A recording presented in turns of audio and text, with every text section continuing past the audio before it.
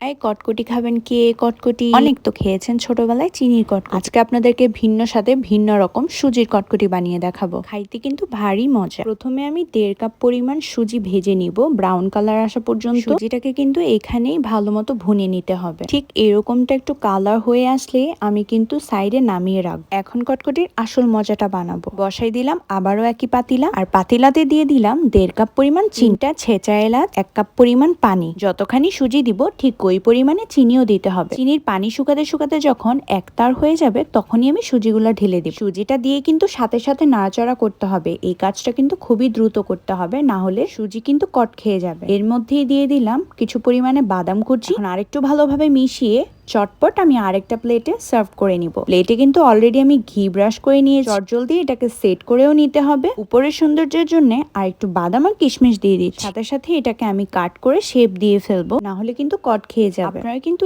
এলাচের গুঁড়াটা অবশ্যই দেওয়ার চেষ্টা করবেন, এতে কিন্তু স্মেলটা অসম্ভব সুন্দর আসে। আর এই সুজির কটকটি কিন্তু অনেকগুলো একসাথে বানিয়ে রেখে আপনারা রেখে রেখে খেতে পারেন। আর দেরি কিসের, এখনই গিয়ে বানিয়ে ফেলুন।